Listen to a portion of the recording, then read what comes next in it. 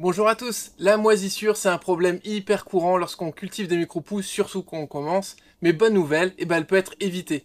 Dans cette vidéo, je vais vous donner toutes mes méthodes pour prévenir la moisissure et garantir une production saine et de qualité, quel que soit votre usage personnel ou dans un cadre professionnel. Salut, je m'appelle Dimitri, je suis producteur de micro-pousses depuis plus de 5 ans dans l'entreprise John Pousse et j'espère t'aider toi aussi à te lancer. Allez, bonne vidéo. Le premier point, c'est un matériel propre. La première étape pour éviter la moisissure, c'est de travailler avec un matériel très propre. Il faut impérativement nettoyer ces plateaux après chaque utilisation pour éviter toute accumulation de spores de moisissure. Alors je le faisais pas à chaque fois ma première année parce que j'avais pas le temps, mais au final je l'ai très vite regretté et dès les années suivantes, je le faisais à chaque semaine, après chaque récolte et j'ai clairement vu la différence, il y avait presque plus de moisissure, en tout cas c'était diminué énormément et on va voir avec les autres points, vous verrez, vous en aurez plus du tout. Si vous produisez professionnellement, il faudra adapter la méthode HACCP. C'est une norme qui permet de garantir des conditions d'hygiène optimales à chaque étape de votre production. Alors c'est très souvent du bon sens, vous verrez, mais ça permet de clarifier certaines bonnes pratiques et donc c'est vraiment pas mal. Et bien sûr, il y a tout l'entretien du matériel qui fait partie de cette norme HACCP. Donc un matériel bien entretenu, c'est vraiment la base pour prévenir des problèmes dès le départ. Le deuxième point, c'est un environnement contrôlé. Alors pour éviter la moisissure, vous devez également maîtriser l'environnement de votre espace de culture. Là, on parle de la température, de l'humidité et de l'aération. J'avais d'ailleurs fait une vidéo entièrement là-dessus et ces trois paramètres-là sont complètement interconnectés. Alors le premier point, c'est de maintenir une humidité relative autour de 50-60%, c'est l'idéal. Pour ça, on peut utiliser un humidificateur, un déshumidificateur, jouer sur la température, l'aération et l'arrosage, etc. Ensuite, il faut garder une température stable, entre 20 et 23 degrés, c'est vraiment parfait, mais même entre 19 et 24, c'est très bien. Ça permet d'éviter les conditions favorables au développement des spores. Et enfin, s'assurer d'une bonne circulation d'air avec des ventilateurs ou une ventilation naturelle, comme quand on est sous serre.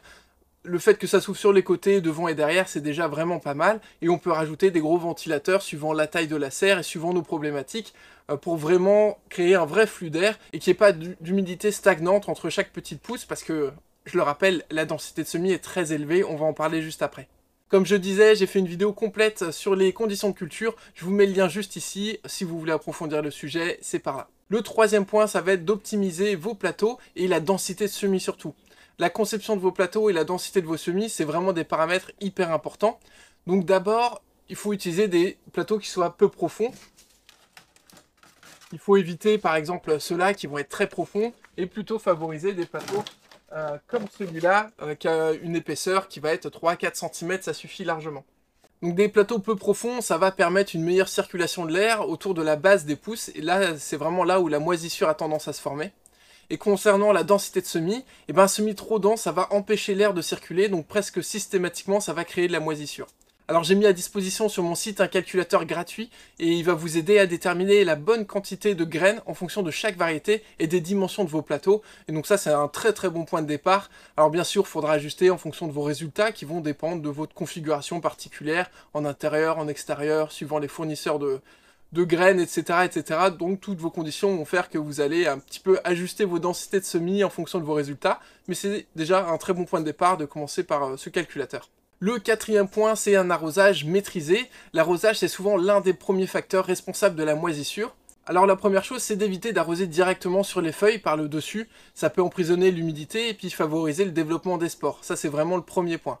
Donc le mieux, c'est de privilégier un arrosage par en dessous en utilisant un sous-plateau. Et ça va permettre aux racines d'absorber l'eau nécessaire sans mouiller les feuilles. Et ça va aussi réduire du coup tous les risques de moisissure. Donc il faut être très attentif à l'arrosage, au fait de ne pas trop arroser. C'est souvent une erreur, encore plus quand on est sous serre, parce qu'avec la peur de la chaleur, de l'effet de serre, on peut avoir des températures qui montent très vite, et on a tendance à surarroser pour compenser ça, et au final, c'est la pire chose à faire, parce que vous allez avoir à la fois beaucoup d'humidité et beaucoup de chaleur, et ça c'est directement de la moisissure. Donc il faut bien surveiller son support de culture, voir s'il n'est pas détrempé, et s'il n'est pas trop sec, et puis arroser en fonction, mais vraiment avec parcimonie au fur et à mesure, quitte à le faire plusieurs fois dans la journée, en période de forte chaleur, plutôt qu'une fois par matin, de manière classique. Le cinquième point, ça va être de faire très attention à la période de germination. Donc pendant cette phase de germination, les graines elles dégagent de la chaleur et elles ont besoin d'humidité. Donc ça c'est des conditions vraiment parfaites pour la moisissure. Donc c'est un moment vraiment très crucial pour votre culture.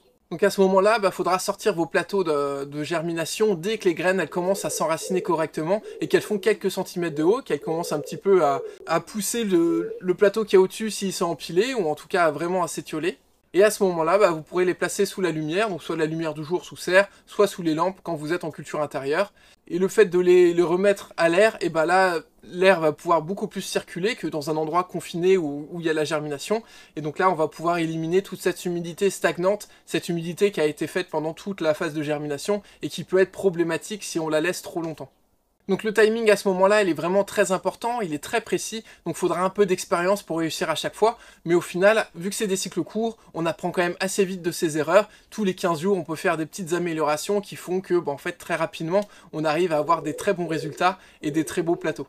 Et toujours dans cette phase de germination, à vos débuts, et encore plus si vous avez des problèmes par rapport à la moisissure pendant cette phase-là, n'hésitez pas à regarder même 2 fois par jour l'avancement pour voir ce qui se passe et agir vraiment dès le début du problème.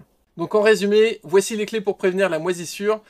Travaillez avec un matériel propre en suivant les normes comme l'HACCP par exemple. Contrôlez votre environnement, humidité, température, aération. Avoir une bonne densité de semis, vous pouvez commencer avec le calculateur en description. Maîtrisez votre arrosage avec un sous-plateau. Et bien gérer la germination en limitant l'exposition prolongée à la chaleur et à l'humidité.